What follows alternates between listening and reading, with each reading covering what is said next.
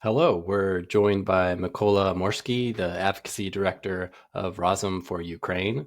Mykola, thanks for coming on today. How's it going, Grayson? Good to be here. Doing well, doing as well as we can be in these times. Before we dive into some of the latest developments that are going on with Ukraine hmm and the Trump administration, could you give listeners a 30-second overview of Razom's history and the work that you do with the organization? Sure. So, Razom was founded in 2014 during the Revolution of Dignity in Ukraine, when people from all over the country came together in the nation's capital to overthrow, to protest against the pro-Russian dictator's policies, and then to seek his removal, which they did successfully. Razom became kind of a civil society bridge between our partner civil society organizations in Ukraine and groups like Razom and others here in the United States.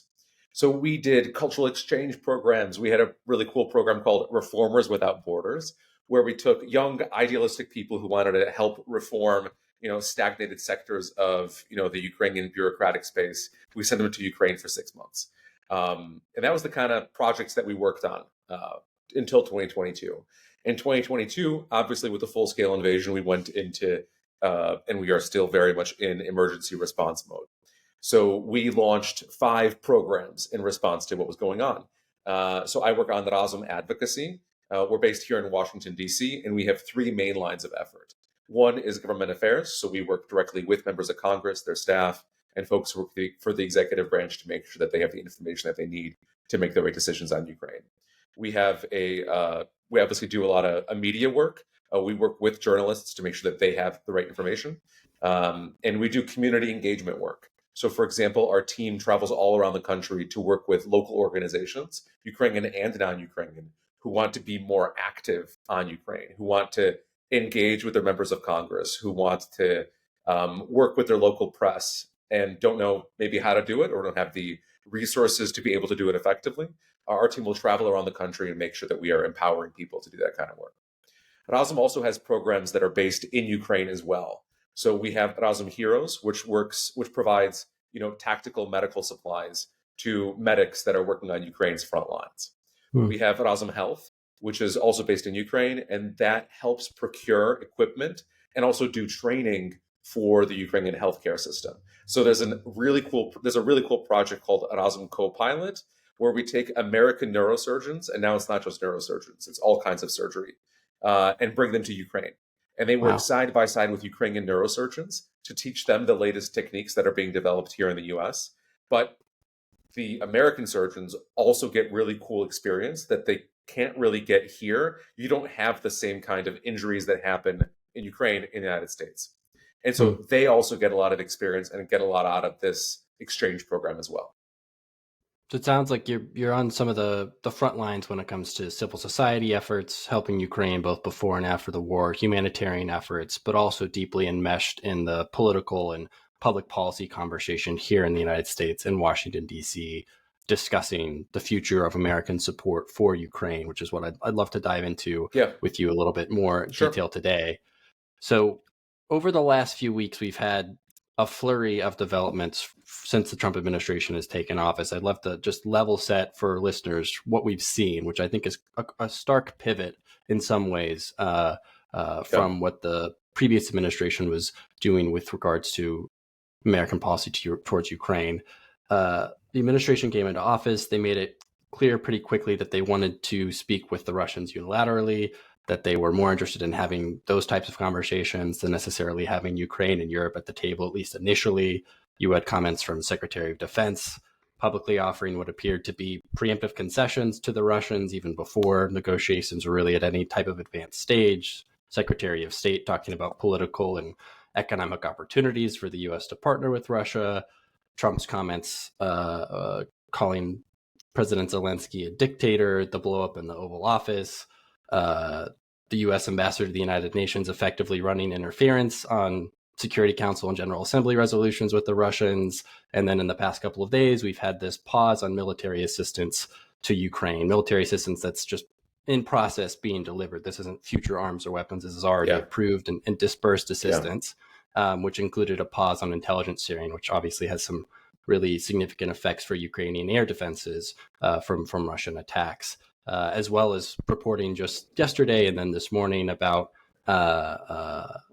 potential changes to the temporary protected status of the 240,000 Ukrainians who fled Russia once, fled Ukraine once the war started to the United States.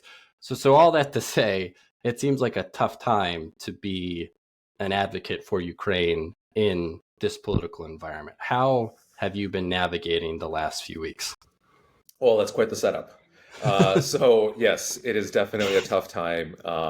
But one of your first things, that you were saying in your question was, that Razom is just doing so much. We're on the front lines in Ukraine. We're working with the healthcare system, and we're here in DC working in the political space and in the policy space. And my reaction to that was, we're doing everything that we can. And same thing right now, given the developments of the past few weeks, and in particular the past, 5, 6, 7 days, our job is to do everything we can to help Ukraine. And we're deeply convinced that helping Ukraine prevail against the Russian invasion, and I use that word intentionally, doing everything we can to help Ukraine prevail against the Russian invasion is also good policy for the United States. I think that that's the thing that keeps us going. Everybody on the team feels a profound sense of loyalty and patriotism about both Ukraine and the United States.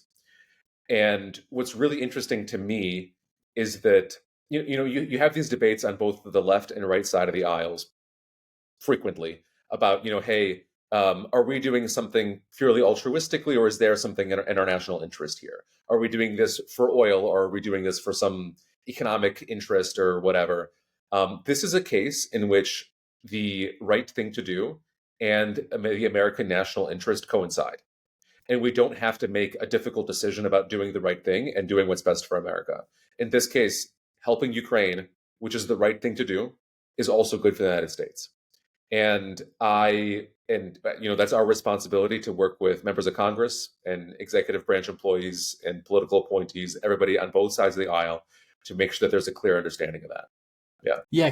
I'm glad that you brought that up, because I think that when thinking about Americans' foreign policy views, I think they are at both times more fickle and more stable than the hawkish, most hawkish of hawks and most dovish of doves would like them to be. They're fickle in the sense that it's usually a second tier issue for most voters. Other issues, like more issues at home, come first, but they're often more stable, running on those classic American through lines of patriotism, peace through strength. Like a lot of those core themes coming out of the post-World War II era, those are still reflected in a lot of voter sentiment. So how would you make that argument to maybe a voter who isn't all that read in on the latest day to day? They hear Trump's coming into office, he wants to make peace. Like maybe that sounds good. Like how would you make that case to that type of American voter?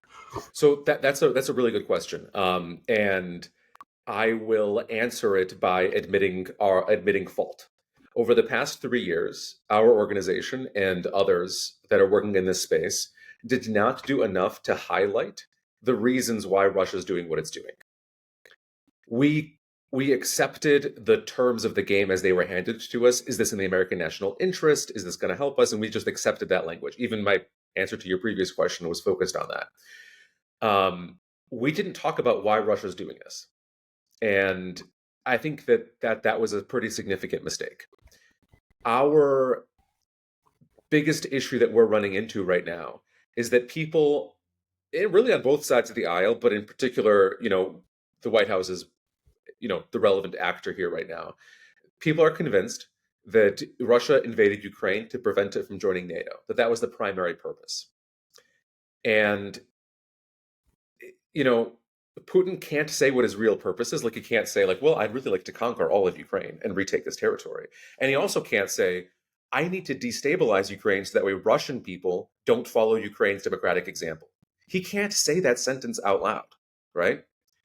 He can't say, well, I need to destabilize Ukraine to prevent the Russian people, the people that I'm trying to subjugate directly, from following Ukraine's democratic westward-facing example, because then I lose my job. I might get killed. There might be a revolution in my country. I lose my job. He can't say that. He can't say that he's afraid of being deposed by the Russians following Ukraine's example. So he has to find the most convenient and plausible excuse.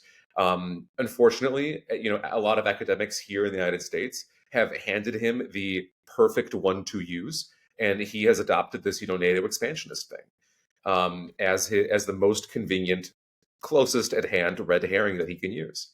Uh, you know, it is really, really unbelievable how gullible Western academics have been over the past few years to this narrative, and now how gullible the White House is.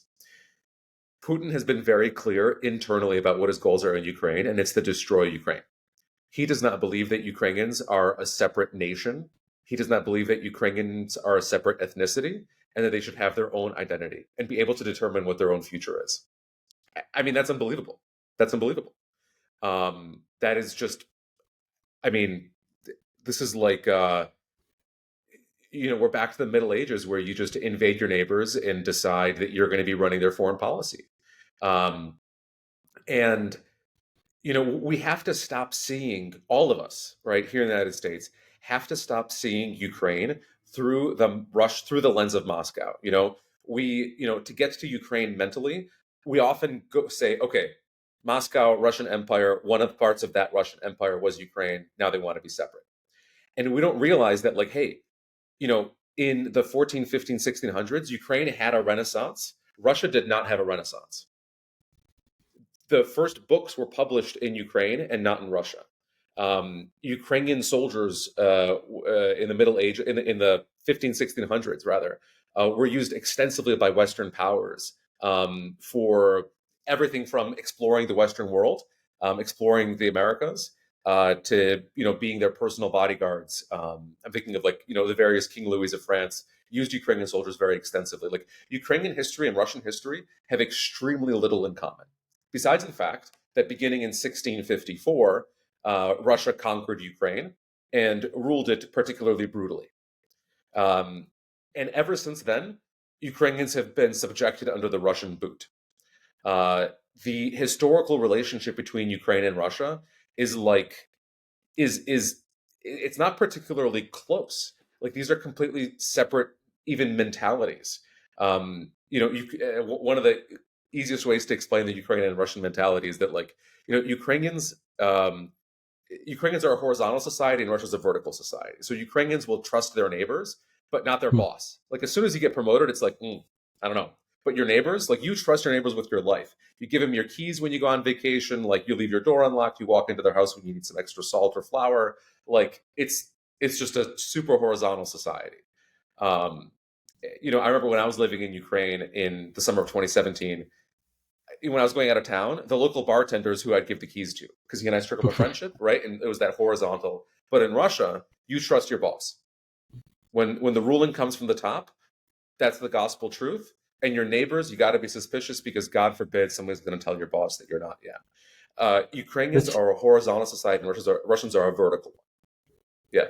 No, it's interesting. I think you're making two separate complementary points that are helpful. It's one, that the argument about NATO expansion, which I think is dubious at best, but also this more, I guess, implicit acceptance of some of the premises of Vladimir Putin's historical arguments, Exactly. which is what he spends more of his verbiage on. I agree with you that the NATO excuse is a convenient argument for him to put on, but when he writes these essays at length, or he gives these statements at length, interviews like he had with Tucker Carlson last year, where Carlson was pretty clearly teeing him up to blame NATO for the war, and then he goes on the 30-minute treatise of this his reading of history, which basically reads Ukraine as like a nation and a culture and a people out of history. So I think that's a helpful point. How do you think that has impacted the argument that it is in Americans' strategic interest to support Ukraine? I understand how that makes it a more compelling argument as an example of moral outrage, or an example of such a clear threat to the principle of national sovereignty and territorial integrity and borders. I can understand that being an appealing argument to some voters, but in terms of brass tacks, what's in it for the United States? How do you make that argument? I mean, that's actually a very, very easy argument to make. So one, as a lot of us know, a lot of the weapons that we're sending to Ukraine, all the ones we're sending to Ukraine, are made here in the U.S., and that helps create jobs. the vast majority, like more than half of the funding that we are sending, that we are quote unquote sending to Ukraine, that stays in the U.S. or goes to help DoD replenish its own stocks. Um, you know, everything from like the stuff that Ukraine provides to the world, like sunflower oil. Ukraine is the largest exporter of sunflower oil, which is a key component of a lot of companies' baby formula. It's where a lot of the fatty acids come from in baby formula. And so, Russia invades Ukraine in February 2022, and then summer 22, we have a baby formula shortage in the United States. Are they related? Yeah, of course they're related. We see the direct effects of Russia's invasion here in the United States on an everyday basis. We just don't care to investigate and to make that connection. Hmm. One thing, I have a Wall Street Journal right here. I'm gonna roll over and grab it. Give me 1 second. There was a very interesting article or an op-ed that our team had submitted that was published on the weekend edition, March 1st and 2nd. We did some polling in February of what not the average voter thinks of Ukraine, and not the average Republican, but specifically Republican primary voters, and the results were fascinating. So it's 83% of Republican primary voters disapprove of Vladimir Putin. So he is not a popular figure among those who came out to vote for Donald Trump in the Republican primaries. 69% of Republican primary voters say that Russia is the aggressor. Only 8% of them have a positive view of Vladimir Putin. That is the same percentage of Republican primary voters that have a negative view of Donald Trump. Like, we are talking about Vladimir Putin is as unpopular among Republican primary voters as Trump is popular. It's just like truly, truly incredible. And when you ask Republican primary voters, do they believe the NATO expansionist argument, or do they believe that Russia is just trying to conquer territory? When you present them these two alternatives, 70% agree with the true narrative of Russia's trying to reestablish its empire, and only 15% blame NATO expansion. Hmm. So, like, the thing that's really, really fascinating to me here is that the recent developments and the comments coming out of the White House are pretty out of touch with where the MAGA base is on Russia-Ukraine. And this is playing out not just in the polls, but we're seeing this at town halls as well. 2 weekends ago, Congressman Kevin Hern, Republican from Oklahoma, he won his reelection by 25 points, like solid red district. He was lambasted by his constituents, saying, why am I voting for you? I've been in favor of President Zelensky and Ukraine this entire time, and now I'm confused about where you stand, Congressman. What's going on? And then everybody else kind of chimes in at this town hall, and everybody else is yelling at him as well. Like, we need to know the truth. Like, whose side are you guys on? Are you on Russia's or Ukraine's side? And the congressman has no idea what to say. Like, he bought it. He drank the Kool-Aid as well, that like the MAGA base is all in favor of these policies. So I'm very, very curious to see how this is going to play out over the course of the next few weeks, because there is this massive gap between where the MAGA base is on Russia-Ukraine and where the White House seems to be pushing things right now. Yeah, I think that's a helpful argument or point to dive into a little bit more in detail, is that potential disconnect. What has it been like in your conversations with Republican lawmakers on the Hill or officials in the administration as you're doing your advocacy work?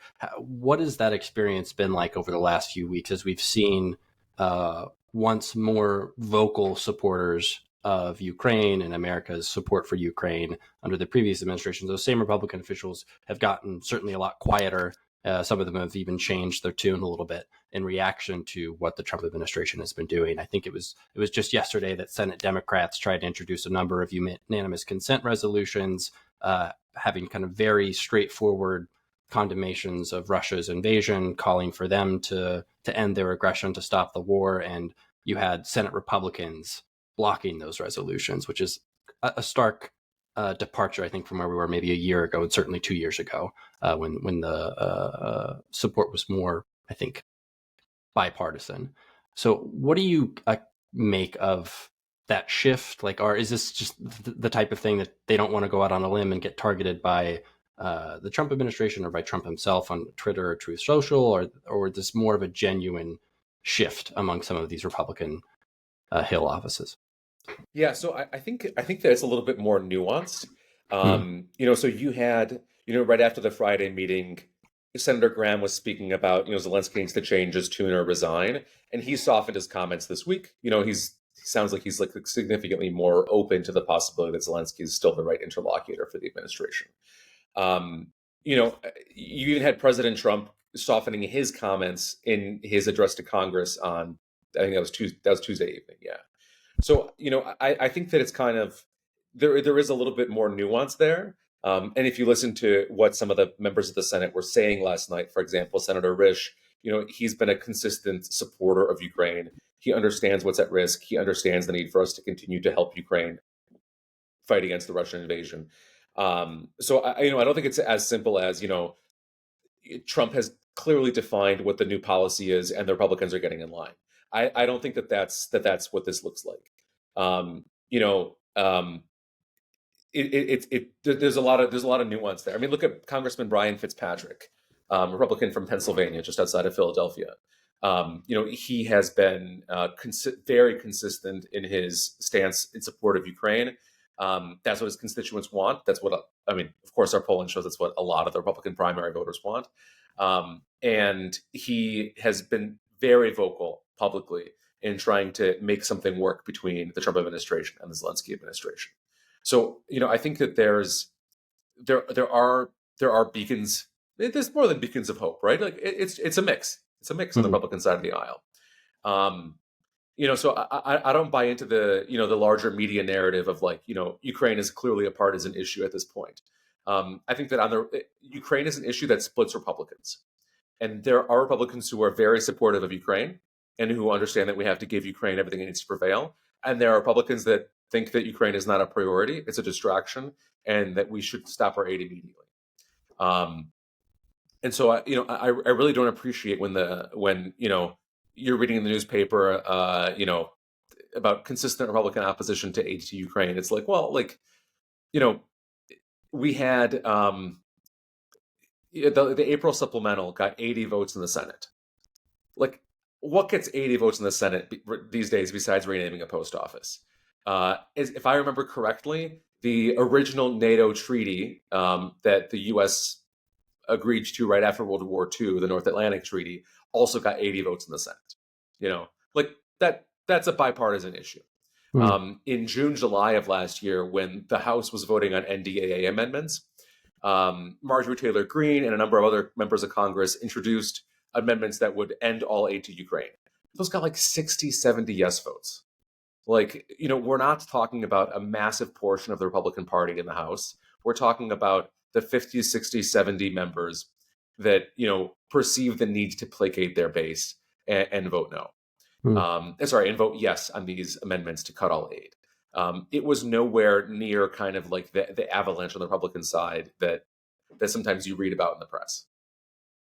That Yeah, I said, think no, your point's well taken. That it's there's more layers here than simply the surface level perspective that Republicans yeah, were for but Ukraine and now they're against Ukraine. I'm glad you brought up the supplemental from last April yeah, because that did get large bipartisan support in the Senate, but it was certainly a battle, and it was a battle with President Trump and people close to him, and it kind of came down to Mike Johnson in a lot of ways, and Chairman McCall, yep, Representative yep. McCall, Chairman of the House Foreign Affairs Committee.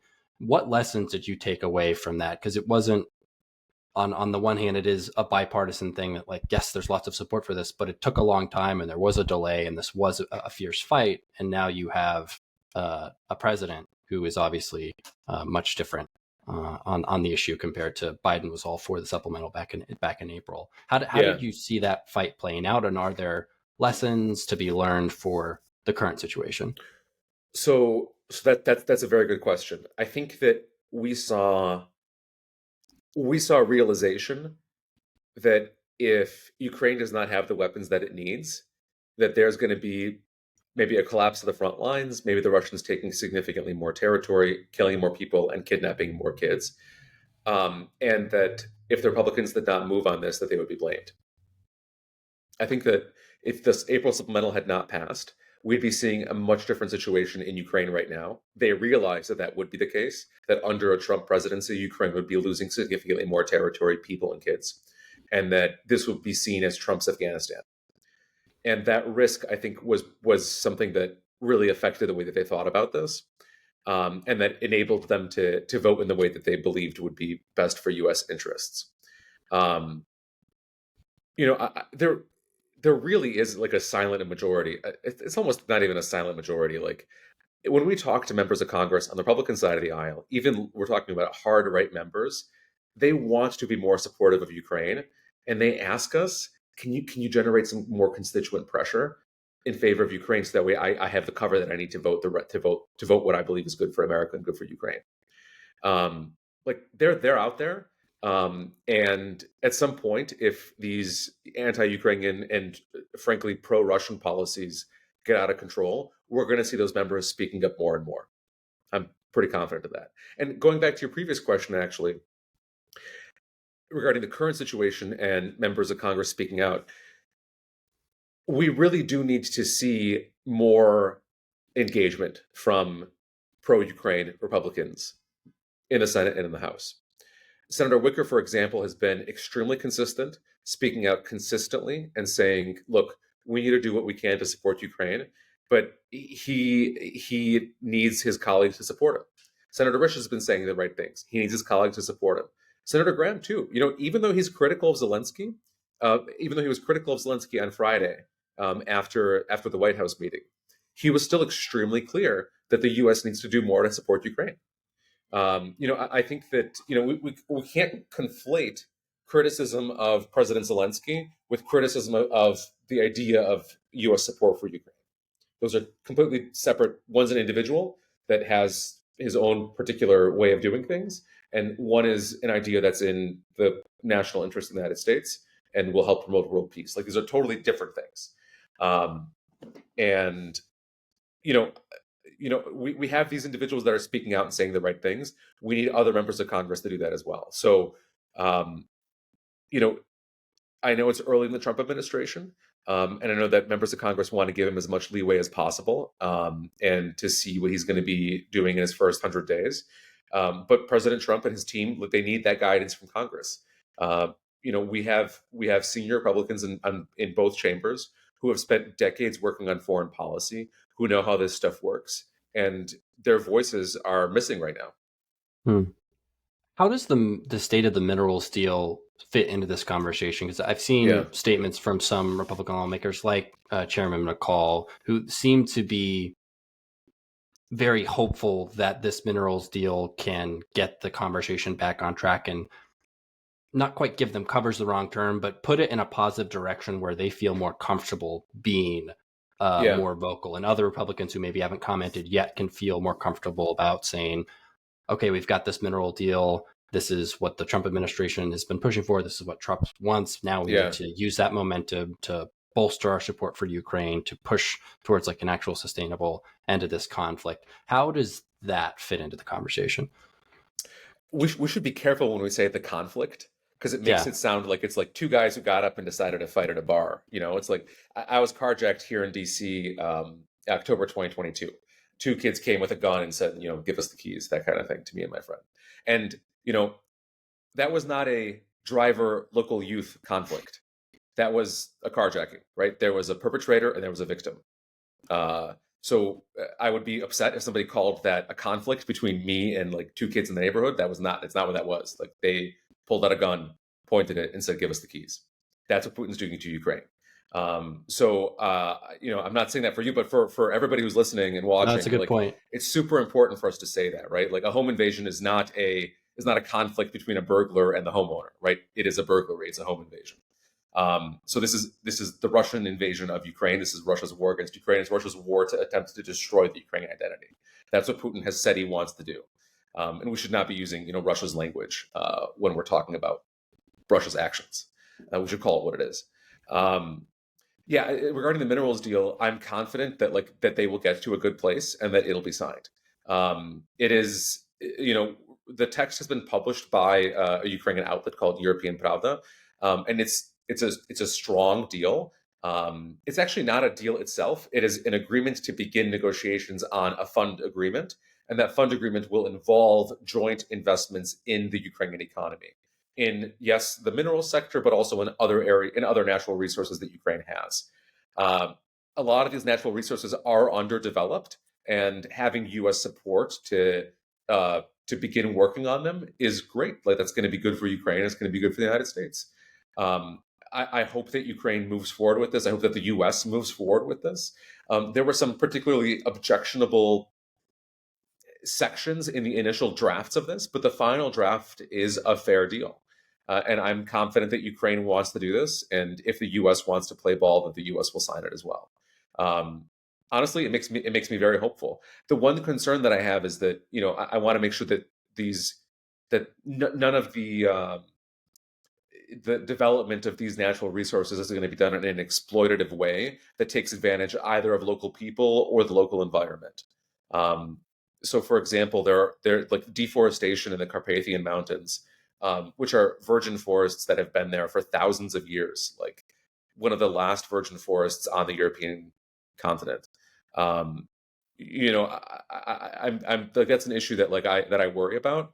So I just want to make sure that we do this in a sustainable and ecologically friendly way. And there are ways to do that. And that's also why I think it's good for the U.S. to be involved, because the U.S. has experience in doing natural resource development in a way that is more careful of environmental concerns than, for example, than other countries do.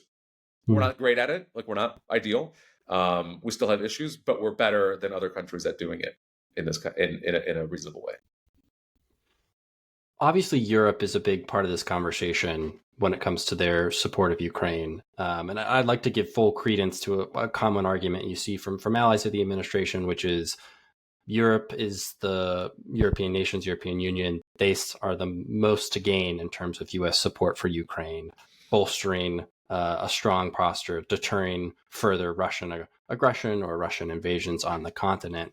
And what Donald Trump has done in upsetting this whole conversation has actually driven Europe to take a more proactive approach to their own defense. And you've seen some of the announcements from French President Emmanuel Macron and Germany and other places about increasing defense. If at the end of the day, we see this disruption from the Trump administration, we still have U.S. support for Ukraine going forward, would it have been worth it if this shocked Europe into doing more? I'm trying to, for that counter perspective, what do you make of, I guess maybe I'll separate the two arguments. One, that this was a good strategic move by the Trump administration, but two, the actual argument that Europe should be doing more than the United States or doing the lion's share of assisting Ukraine, not America. I think that this is in both European and American national interests, and both powers need to be stepping up to do more to help Ukraine. In terms of whether it was a strategic move on the part of the Trump administration, I don't know whether that was kind of the goal in doing this. I think that it has had the positive effect of Europe saying that it wants to step up and that it has understood that this is a wake-up call. Europe has gotten a lot of wake-up calls over the past. I mean, in February 2022, they're like, "This is a wake-up call." There's a lot of wake-up calls that Europe has had, and the snooze button seems to be just extremely tempting to press. And I think that they need to get out of bed, start making more shells, start making more weapons, and start preparing for what Putin has said his plans are.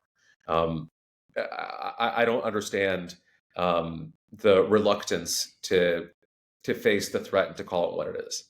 That's something that I just don't. I don't understand. I'm not. I'm just. It's a mindset that I have a very hard time trying to put myself into. I appreciate the rhetoric coming. I mean, President Macron of France, the Prime Minister of the UK, Keir Starmer, like they've been saying all of the right things. And the summits, fantastic. But I need to see something concrete coming out of them.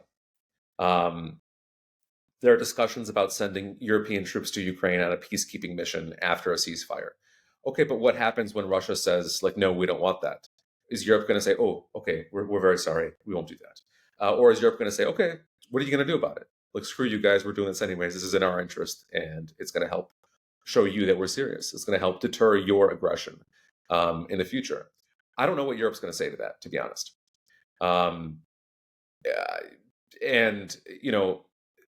Well, no, they're going to say the right stuff, but what are they going to do? I think that's still an open question. Yeah.